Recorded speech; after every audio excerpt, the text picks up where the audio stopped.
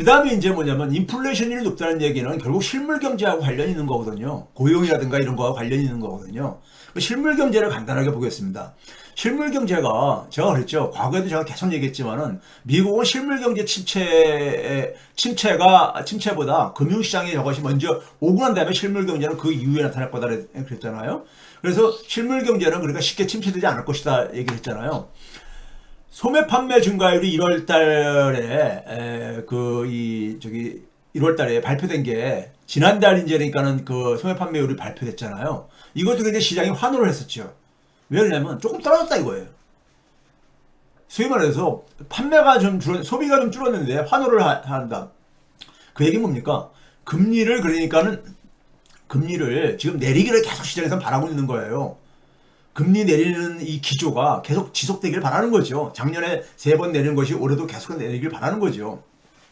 그러려면 경기가 그러니까는 살아나면은 근데 내리기 쉽지 않잖아요. 물가도 올라갈 수 있고 고용도 좋아지게 되면요. 그러니까 경기가 나빠져야지만 시장은 환호를 하는 거예요. 지금요. 이 시장이라는 건 물론 이제 그러니까 주식시장을 얘기하는 겁니다. 금융시장과는 투자자들, 특히 미국의 이제 주식시장 투자자들이 영향을 많이 미치니까요. 근데 이건 뭐냐면 전월 대비입니다. 전월 대비. 근데 우리가 소비 행태라는 것은 전년 동기 대비도 굉장히 중요하잖아요. 그래서 전년 동기 대비로 보게 되면은 오히려 그러니까는 조금 떨어졌지만은 여전히 그러니까 높은 증가율이 9월달 이후에 지속되고 있거든요. 예? 여전히 그렇잖아요. 거의 그러니까는 4%, 3.9%이 정도를 지금 11월, 12월 이렇게 연말 보여주고 있잖아요. 그러니까 소매 판매 증가율도 여전히 나쁜 편이 아니에요. 과거 그러니까 우리가 지난 3년 동안을 딱 되돌아봤을 때 보게 되면은 이걸 가지고 이 소매 판매 증가율 가지고 경기가 지금 침체한다는 신호를 읽을 수 있습니까? 안 보이잖아요. 그렇죠? 자, 그 다음에 이제 그런 소매 판매액의 절대적인 소매 판매액을 금액으로 보자 이겁니다. 금액으로 보게 되면 조금 더 피부에 와닿을 수 있을 테니까요. 이게 뭐냐면 실질입니다. 인플레이율을 그러니까 조정한 물가 상승률을 그러니까 뺀 실질 이제 그러니까 소매 판매액인데 실질 소매 판매액도 보게 되면 작년 그러니까는 금리를 인상하고 난 이후 가을 이후에 오히려 올라가고 앉았잖아요. 올라가고 앉았잖아요. 크게요. 그렇죠? 그 전에 그러니까 쭉 이렇게 내려오던 것이 올라가고 앉았잖아요. 그렇죠? 이건 뭐 그러니까 금리가 내리니까 당연히 올라갈 수 있겠는데 굉장히 빠른 속도로 올라가고 있잖아요. 그러니까 경기가 그러니까는 가라앉다는 이제 그러니까 우리가 징조로 신호가 보이지 않는다는 얘기죠. 거기다가 월스트리트저널에서 지난 연말에 이런 기사를 내보냈어요. 미국은 생산성의 기적을 그러니까는 필요로 하고 있는데 이미 그러니까는 우리가 이 생산성 기적을 지금 맞이하고 있는지 모른다 이런 얘기를 했어요. 네? 생산성 기적. 생산성 기적이라는 것은 굉장히 중요합니다. 생산성은 기본적으로 선진국가에서는 성장률에 영향을 미치는 가장 중요한 핵심 변수거든요. 근데 선진국가들이 미국을 비롯해가지고 가장 지금 골치 아픈 게 뭐냐면 재정의 구멍이잖아요.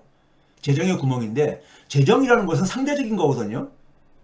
GDP 대비로 우리가 얘기를 하잖아요.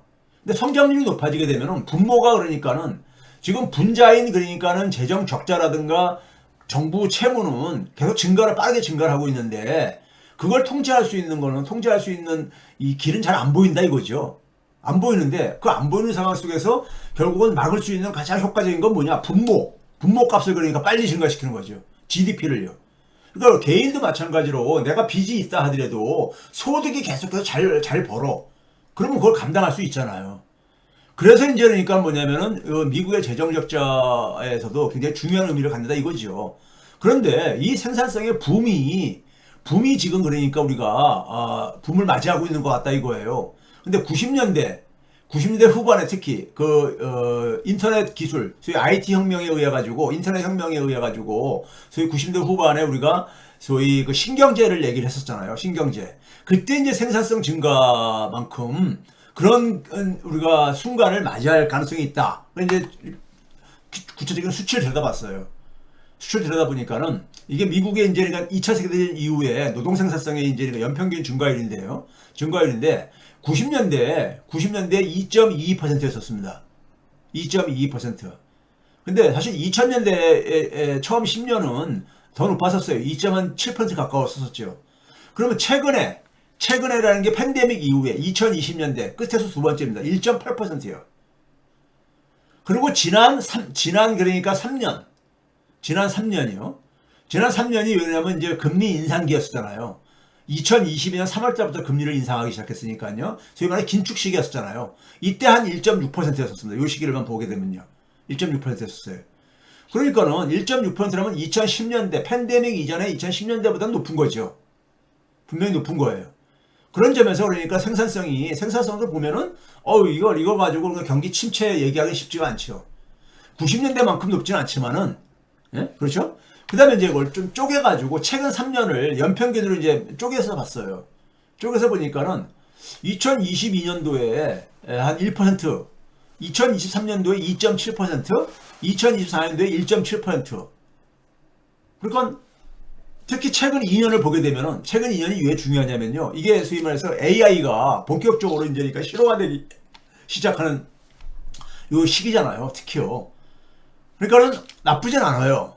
2023년도에 크게 뛰었다가 좀 줄어들긴 했지만 한 1%포인트로 줄어들었지만은 1.7%면 그렇게 낮은 것도 아니거든요.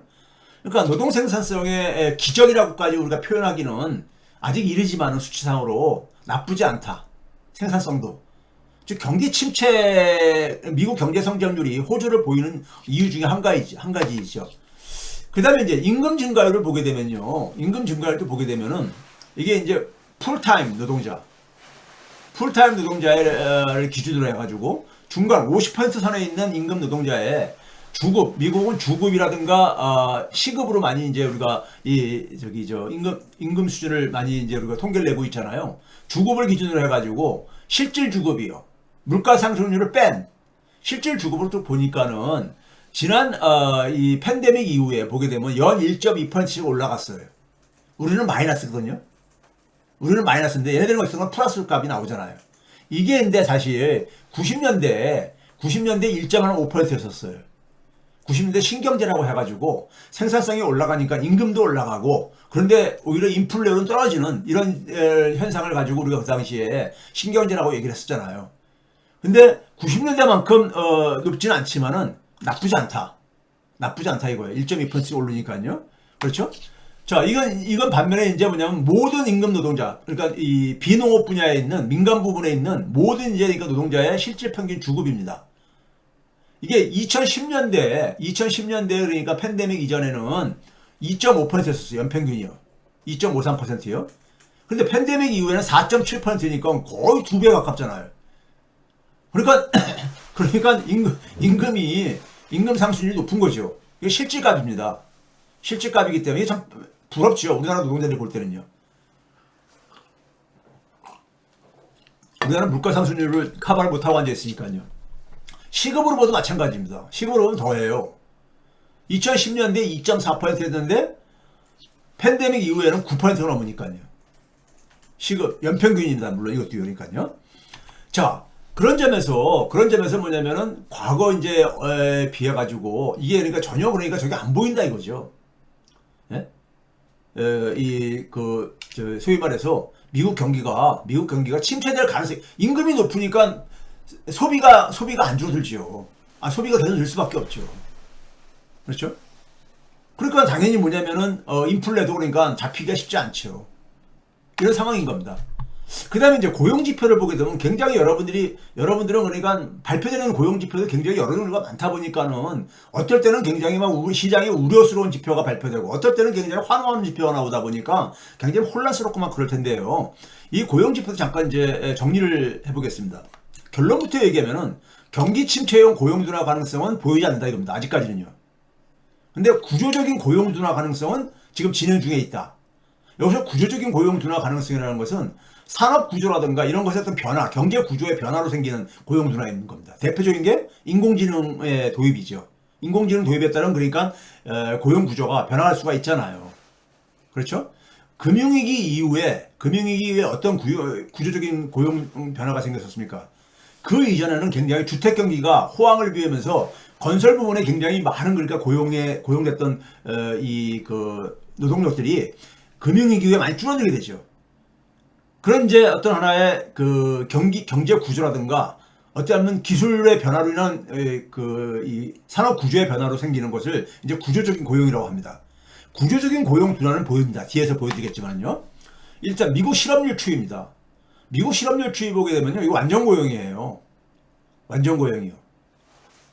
완전 고용 수준입니다. 금융위기 이전에 그러니까 미국의 장기 실업률을 가지고 자연 실업률을 측정할 때 한 5% 정도, 5.5에서 5.5%를 얘기했었거든요. 미국 학자들이 되게 추정할 때. 근데 이게 그 4% 안팎에서 그러니까는 계속 지속되고 있으니까요. 2010년대 이후에 완전 고용 수준입니다. 실업률만 보게 되면. 실업률이 의미가 굉장히 과거보다는 줄어들었다 보니까 그렇지만은 실업률만 보게 되면은 완전 고용 수준입니다. 우리나라도 마찬가지잖아요. 고용률로 보게 되면은 고용률은 거의 정체 상태에 있습니다. 60%로요. 그러니까 이게 팬데믹 이전보다 조금 낮아졌어요. 팬데믹 이전보다는 60% 수준에서 그러니까는 안 올라가고 있습니다. 그러다 보니까 사람들은 뭐냐면은 실업률은 낮지만은 실질적으로 체감을 하지 못하는 거죠. 체감을 못하는 거죠. 그런데 이것도 그러니까 떨어지는 모습은 안 보여주고 있습니다. 떨어지는 모습. 이 이유가 이제 있습니다. 그 다음에 이제 제가 이제 가끔 소개하는 기업이 그러니까 고용을 하겠다고 하는 구인 사람을 찾는다는 거죠. 그러니까요. 그 다음에 이제 실업자가 돼가지고 자기가 일자리를 찾는 사람과 이 배율 이게 이제 그러니까는 실업자 숫자가 기업에서 찾는 사람보다 더 많으면은 경기가 안 좋다는 거잖아요. 그렇죠? 그러니까 일값보다 크게 되면 나빠지는 거잖아요. 고용시장이. 근데 일값보다 낮으면은 찾는 사람이 더 많은 거잖아요. 찾는 회사가 사람을 찾는 게 더 많아지는 거잖아요. 분모값이 그러니까는 더 크면은요. 네? 실업자보다 분자는 실업자가 되는 거고 구직자는요. 그렇죠? 근데 이게 아예 또 일값 미칩니다. 0.8 정도 되니까요. 0.8 정도 되니까는 그런 점에서 팬데믹 이전에는 이게 일값 이상이었었거든요. 아니 팬데믹 이상은 대체적으로 일값 이상이었었고 특히 금융위기 이전에는 일값 이상이었었거든요. 예? 그런 점에서는 이것도 그렇게 나쁘지 않죠. 나쁘진 않아요. 그렇죠? 자, 그 다음에 이제 우리가 봐야 될 게 뭐냐면은 매달 발표되어지는 그러니까 이제 취업자가 얼마나 증가했느냐. 취업자 증가는 두 가지 기준으로 발표한다 했죠. 하나는 뭐냐면은 작업장에 고용되어 있는 사람들. 그걸 이제 여기서 페이롤이라고 이제 하는데 영어로는요. 그러니까 비농업 부문에서 그러니까 작업장에서 기업들에서 작업장에서 채용하는 취업자 숫자가 최근에 보게 되면 지난달 연말까지지만은 반등으로 바뀌었죠. 금리가 낮춘 거하고 마찬가지 소매 판매가 증가하는 거하고 같이 그러니까 움직이고 앉아 있죠. 그래서 이걸 보고 시장이 그러니까 한숨을 쉬었죠. 아, 금리 내리는 거 힘들지 않겠느냐? 네? 더 내리는 거 해 들어가지고 뭐 이런 것입니다. 근데 이제 고용지표 같은 경우 이거 말고도 가구를 조사해가지고 소위 말해서 자영업자라든가 이런 거에 포함해가지고 이제 그러니까 우리가 조사하는 이제 그러니까 취업자도 있는데 하여간 이거 이제 발표되면서 그렇게 된 거고요. 그래서 이렇게 고용하고 임금이 그렇게 나쁘지 않다 보니까는 실질적인 개인 소비 지출을 보게 되면은 인플레를 조정한 이게 2010년 이후의 추세입니다. 추세인데 보게 되면 뭐 이게 기간이 길어서 그런 것도 있겠지만은 뭐 침체의 신호가 보입니까? 떨어지는 게 중간에 끝에 부분 떨어진 것던 거는 뭐냐 팬데믹 때문에 잠깐 일시적으로 떨어졌던 것이고 회복되고 난 다음에 장기 추세선에서 거의 우리가 비슷하게 가고 있잖아요. 이걸 기울기 값을 쭉 해석을 하게 되면은 장기 추세는 거의 그러니까는 추세선을 회복을 하고 있는 거잖아요. 그렇죠? 실질적으로 지난 3년 동안에 그러니까 우리가 뭡니까요? 증가율, 연평균 증가율을 보게 되면은 팬데믹 이전에 10년간의 그러니까 증가율하고 거의 같아요. 위에 보세요. 2.45%, 2.42%래요. 그러니까 소비도 그러니까 꺾이지가 않고 있어요. 소비가 안 꺾이고 생산성이 안 꺾이고 그러면은 경제가 나빠질 거라는 것을 어떻게 우리가 얘기할 수 있겠습니까? 그렇죠? 적어도 거시경제 지표로는요. 부문별로 개인별로는 그러니까는 경기에 대한 느끼는 것이 상당한 차이가 있겠지만은 거시경제적으로는 볼 때는 이 경기 침체를 우리가 말하기는 힘든 상황이라 이거죠. 그럼 고용지표가 이렇게 혼란스러운 것은 뭐냐면 고용구조의 변화. 이건 이제 블룸버그에서 뭐냐면은 이 인공지능으로 인해 가지고 밑에 보게 되면 블룸버그에서 이런 기사가 있었죠. 세계적인 은행들이 한 20만 개 일자리를 그러니까 다음 3년에서 5년 사이에 해고할 것이다. 줄일 것이다. 이거죠. 그러니까요. 왜? 인공지능 때문에, 도입 때문에. 뭐 이건 뭐 쉽게 우리가 상식적으로 알고 있는 거잖아요. 위의 내용은 뭐냐면 월스트리트저널에서 나왔던 기사인데 이것도 마찬가지로 지난 그러니까 우리가 팬데믹 이전하고 전후를 이렇게 보니까는 소위 말해서 임금이 높은 부분에 있어서 그러니까는 소위 IT 산업이라든가 IT 부분이라든가 금융업비 중에서 고용률이 줄어들었다 이거예요. 그러니까요. 네? 고용률이 좀 줄어들었다 이거예요. 그러니까요. 그러니까 인공지능의 영향이 좀 있다 이거예요. 그러니까요. 네? 그러면 이제 우리가 이걸 이제 구체적으로 이제 한번 잠깐 보기 위해서 뭘 우리가 참고를 해야 되냐면요. 장기 실업률이라는 게 있습니다. 6개월 이상 그러니까 실직 상태에서 그러니까 우리가 일자리를 찾으려고 하는데 6개월 이상 그러니까 일자리를 찾지 못하는 실업자를 장기 실업자라고 우리가 정의를 합니다. 이 장기 실업자는 되게 두 가지 요인에 의해서 영향을 받는 걸로 얘기를 해요. 하나는 뭐냐면 경기가 그러니까는 경기가 순환이요.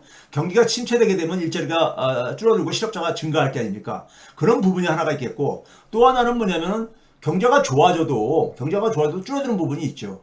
예를 들어서 그 어떤 특정 산업이 쇠퇴하는 산업이라면요.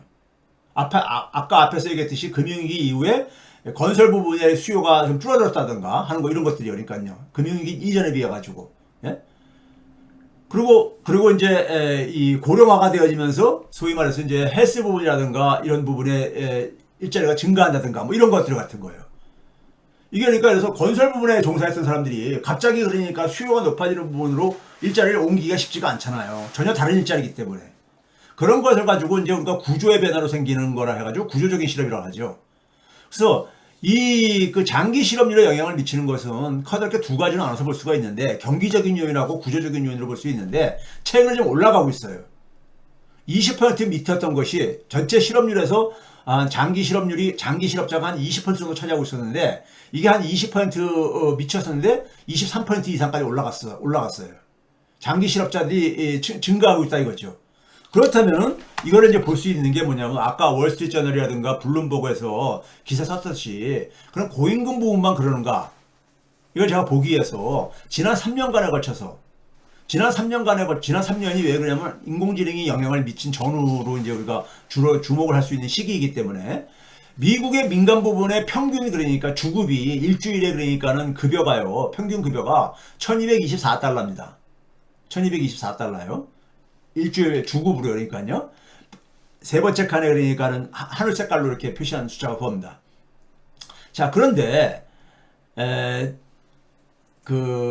이것보다 이제 그러니까 낮은 이제 그러니까는 그 업종이 이 레저라든가 접객 업종 주로 그러니까 호텔에서 서빙 한다든가 뭐 이런 것들 하는 부분도 있잖아요. 이게 이제 한 574달러 정도 주급이 되는 게 있고 근데 이제 뭐냐면 굉장히 높은 이제 그러니까는 임금의 일자리가 유틸리티 부분입니다. 유틸리티라고 한다면은 무슨 뭐 그러니까 에너지라든가 이 인프라 부분 관련해 가지고 엔지니어들이 많이 엔지니어 일자리들이 있는 거 있잖아요. 예? 뭐 가스 부분이라든가 뭐 이런 쪽에 이제 그러니까 엔지니어 부분들이요. 그런 부분들이 임금이 높으니까요. 이게 이제 한 2,200달러 정도 됐었는데 이 두 가지 부분에 있어서 이 두 가지 부분은 고용이 올라갔어요. 고용률이 변동폭이 우에 첫 번째, 두 번째 칸. 그러니까 저임금도 올라가고 고임금도 올라간 부분도 있다 이거예요. 자, 반면에 이제 그러니까 떨어진 부분들이 더 많은데 떨어진 부분들은 앞에서 월스트리트저널에서 얘기했듯이 IT 분야들은 줄어들었어요. IT 부분들은 줄어들었습니다. IT 분야는 1,888달러 주급이요. 그다음에 운송 분야요. 그러니까 운송 분야는 뭐 추러 운전사라든가 뭐 이런 쉽게 생각하면 되겠죠. 운송 분야는 평균보다 좀 낮습니다. 1,180달러로요. 근데 이것도 줄어들었습니다. 금융 부분은 아까 월스트리트저널에서 얘기한 그러니까 고임금이라고 얘기했던 부분입니다. 정보기술 부분과 관련해서 1,743달러 정도 되는데 이것도 줄어들었어요. 제조업도 그러니까 제가 늘 얘기했듯이 평균보다 좀 높다 그랬죠. 평균보다는요. 이게 1,384달러 정도 되는데 이것도 줄어들었습니다. 근데 전문직 사업 서비스 이게 굉장히 큰 부분을 차지합니다. 고용을 했어서. 이게 우리나라가 이게 취약하다 그랬잖아요. 제가요. 우리나라 산업생 태계가 굉장히 그러니까 산업생 태계가 그 취약성을 갖고 있어가지고 특정 부분에만 이렇게 우리가 집중돼 있다 보니까는 이게 사업 서비스라든가 이런 게 낙하다했잖아요. 이게 이제 1,575달러 정도 되는데, 예? 이게 그러니까 줄어들었습니다. 임금으로 보게 되면은, 임금으로 급여 수준으로 보게 되면 이런 부분이 사실은 저 유틸리티에 있는 엔지니어들보다 훨씬 더 낫죠.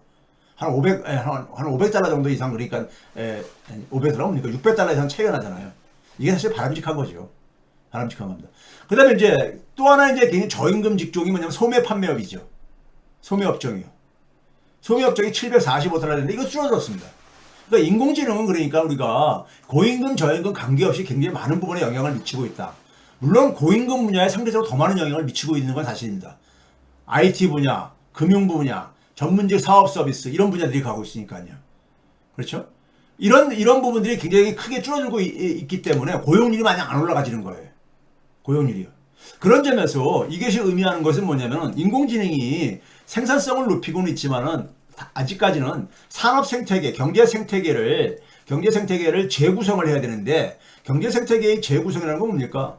그 특정 기술이 그러니까는 특정 기술로 인해 가지고 특정 기술이 파괴적으로 영향을 미치는 게 아니라 선순환을 만들어내야 되죠. 선순환을요. 소위 말해서 소득도 높아지고 일자리도 증가시키고 이런 게 돼야 되는데 아직까지 그러니까 일자리에 미치는 영향으로는 아직 그런 것이 확인이 안 되어지고 있다 하는 것입니다. 예? 예, 그게 이제 그러니까 우리가 인공지능과 관련해서 얘기할 수 있는 것이고요.